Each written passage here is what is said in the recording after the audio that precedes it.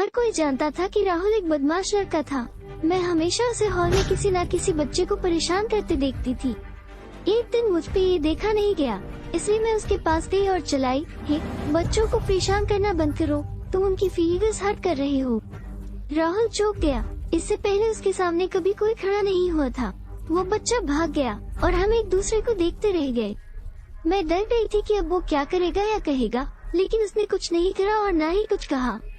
उसने बस नीचे देखा, ऐसा लगा वो थोड़ा उदास था और चला गया।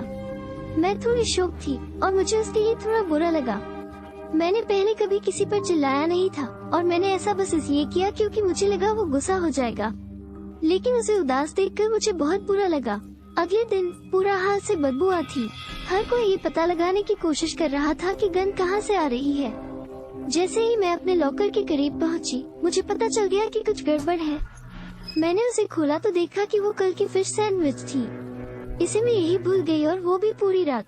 मैंने लगभग उल्टी ही कर दी। तभी मैंने राहुल को हॉल से मुस्कुराते हुए देखा। उसने वे बड़े बेवकूफ हेडफोन पहने हुए थे जो वो हमेशा पहने रहता था और उसने मुझे हेलो तक करा। मेरा सारा गिल्ट गायब हो गया। मैं उसे इसका बदला लेने वाली थी, बस ये पता लगाना है कैसे। पूरे दिन मैं उसके पीछे पीछे चुपके से निंजा की तरह पीछा करती रही। वो जहाँ जहाँ गया मैं वहीं था, लेकिन उसने मुझे नहीं देखा। मैंने उसे पूरे दिन अपनी कॉपी में कुछ लिखते देखा, लेकिन वो कभी भी असाइनमेंट पूरा नहीं करता था। इसलिए मुझे पता करना था कि वो क्या लिख रहा था। वो होमवर्क तो नहीं हो सकता था। वो नोटबुक देखना मेरा मिशन था। मुझे ये जानने की जरूरत थी कि नोटबुक में क्या है ताकि मैं इसका इस्तेमाल उसके खिलाफ कर सकूं। लेकिन उसने उसे कभी अकेला नहीं छोड़ा। वो हमेशा उसके साथ ही होती। एक बार इंग्लिश की क्लास में वो बाथरूम गया और मुझे मौका मिल गया वो नोटबुक निकालने का जिसकी मुझे तलाश थी। मैं बिना देखे नोटबुक नहीं ले सकती थी, इसलिए मैंने बस सिप खोली और मुझे उम्मीद थी कि नोटबुक खुद बाहर गिर जाएगी जब वो अपना बैग उठाएगा। और फिर जब क्लास की घंटी बजी तो उसने ईयरफोन लगा लिए, फिर उसने बैग उठाया और नोटबुक गिर गई। उसने इसे नहीं सुना बेशक, इसलिए मैंने दौड़कर उसे उठा लिया। मैं घर गई और पढ़ने लगी। उसमें जोक्स या कुछ भी गलत नहीं था, उसमें बस कविताएं थी और वे बहुत खूबसूरती से लिखी गई थी। मैं उन्हें पढ़कर लगभग रो पड़ी। अचानक मुझे समझ आया कि वो लोगों के लिए इतना रूड क्यों था। ऐसा लग रहा था जैसे उसके पापा घर पर उसके साथ अच्छा बर्ताव नहीं करते थे और उसे ऐसा महसूस करवाते थे जैसे वो कुछ भी नहीं था। एक समय था जब हम छोटे थे, किंडरगार्टन में, तब रोहित दूसरों बच्चों के लंच के साथ आए नोटों को फाड़ देता था।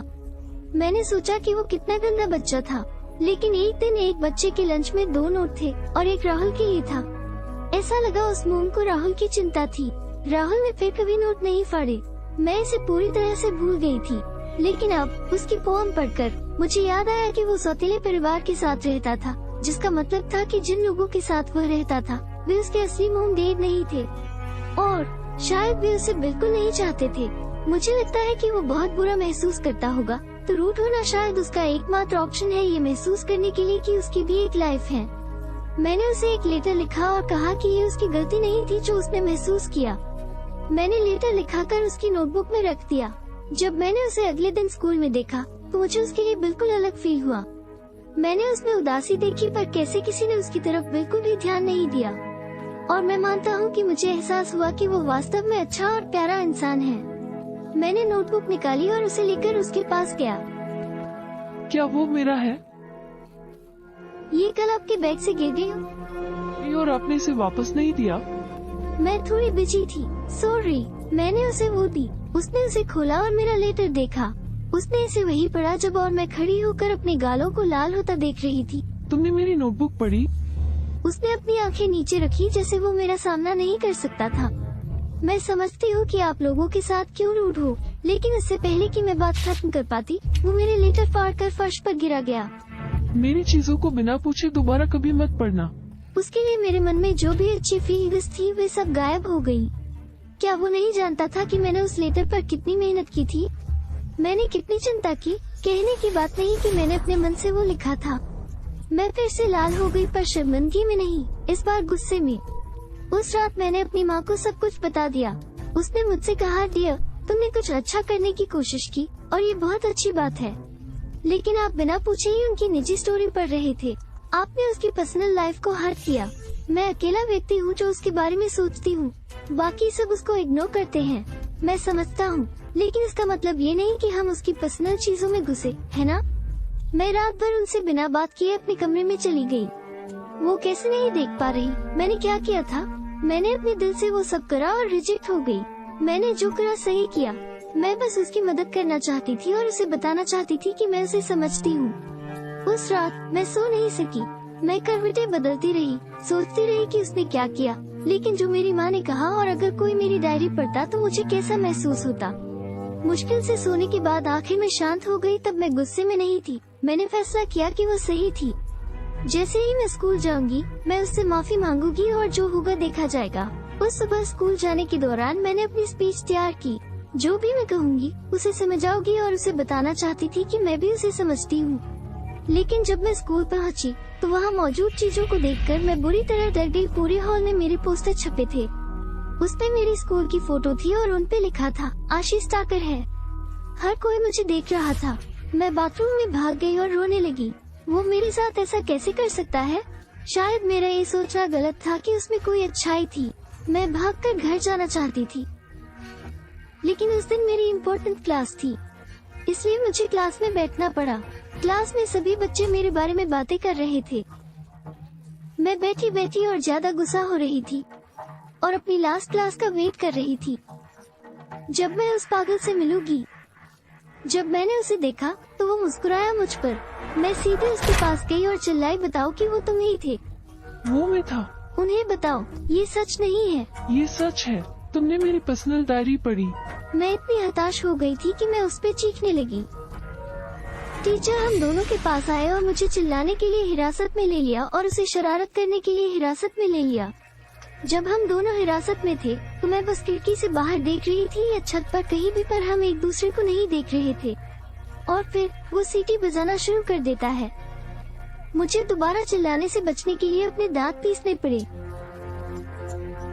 फिर टीचर कॉफी लेने चली गई और हम अकेले रह गए। ये बहुत अजीब था। थोड़ी देर बाद उसने अपनी कॉपी निकाली और कुछ पढ़ने लगा। मैं बहुत क्यूरियस थी कि वो क्या कर रहा है। और फिर उसने कुछ लिखा और मुझे खुद पर गुस्सा आ रहा था कि क्यों मुझे वो सब जाना है। मैं जानना चाहती थी कि वो क्या लिख रहा था। उसने जितना भी मुझे नाराज किया, फिर भी मुझे उसकी कविताएं पसंद थी। लेकिन फिर मुझे उसकी शरारत याद आई और मैंने उसे नजरअंदाज कर दिया। ये बहुत मतलबी है। वो ऐसा कैसे कर सकता है? क्या तुमने वो लेटर सच में मेरे लिए लिखा था? मुझे विश्वास नहीं हो रहा था कि वो मुझसे बात कर रहा था। हाँ बिल्कुल। लेकिन तुम्हें कैसे याद है? तुमने तो उसे फेंक दिया था। सारे पोस्टर लगाने के बाद मैंने उसे वहीं गिरा देखा। उसने अपनी नोटबुक से एक पेपर निकाला। वो मेरा लेटर था। तुमने जिस तरह मुझे देखा वैसे किसी ने मुझे नहीं देखा।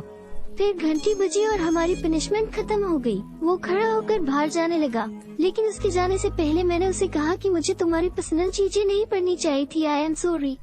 उसने मुड़कर मेरी आंखों में देखा और कहा, क्या तुम कल मेरे घर आ सकती हो? मैं चौंक गई और 1 मिनट के लिए कुछ बोल नहीं पाई। इससे पहले कि मैं कुछ समझ पाती, मैंने हाँ कह दी। उसने नोटबुक से एक कागज का टुकड़ा फाड़ा और मुझे दे दिया। इसमें उनका पता और मेरे लिए एक नोट था। मैंने उसे उसके जाने के बाद पढ़ा। ये उस लड़की के लिए है जिसने मुझ में अच्छाई देखी। आमतौर पर हर कोई मेरा पास्ट या फिर जो मैं अब बन चुका हूँ वो देखते हैं, लेकिन तुमने मुझे उनकी तरह नहीं देखा।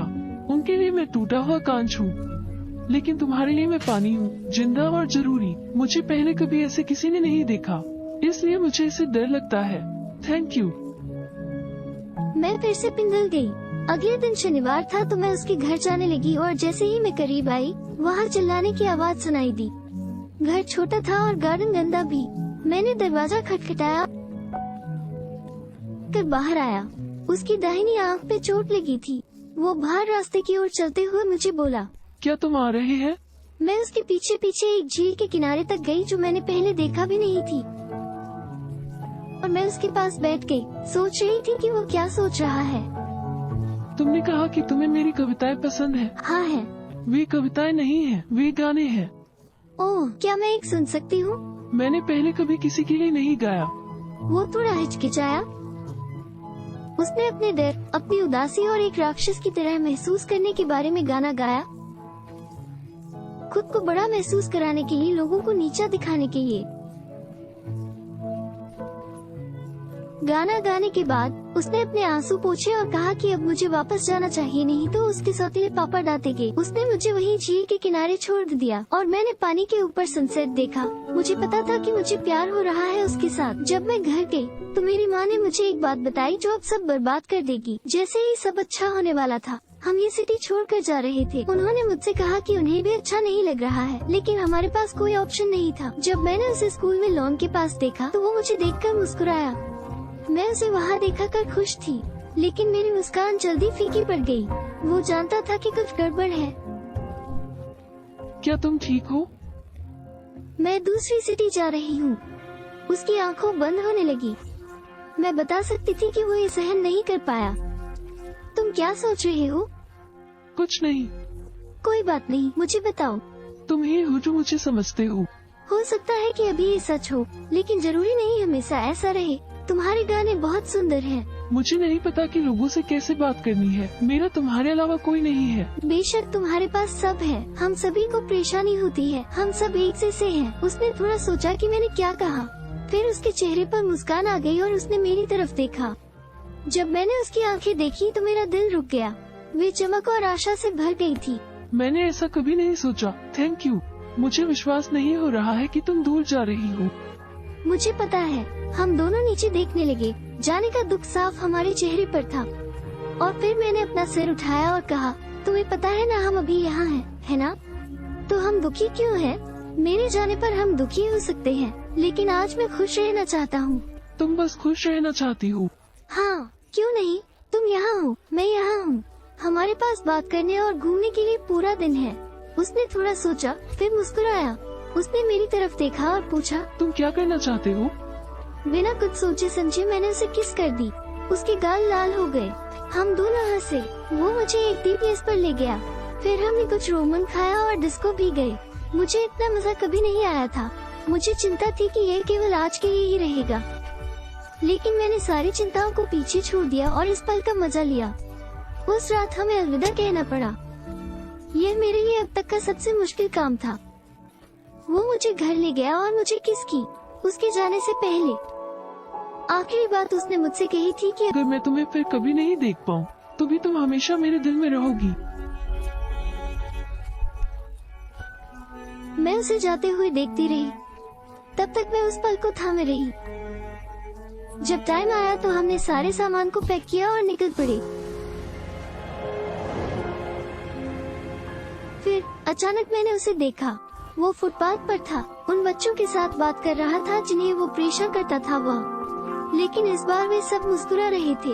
वो माफी मांग रहा था और दोस्त बना रहा था। मुझे तब पता था कि सब ठीक हो जाएगा। और जहाँ तक मेरी बात है, मैं कहीं नई जगह जा रही थी। हाँ, ये थोड़ा मुश्किल था, लेकिन ये रोमांचक भी था। मैं किससे मिलूंगी? मैं वहाँ क्या करूँगी? मैंने हर दिन का मजा लेने का फैसला किया और वादा किया कि मैं इसे पूरा करूँगी, चाहे मेरे जीवन में जो भी परिस्थितियाँ आए, अच्छी या बुरी।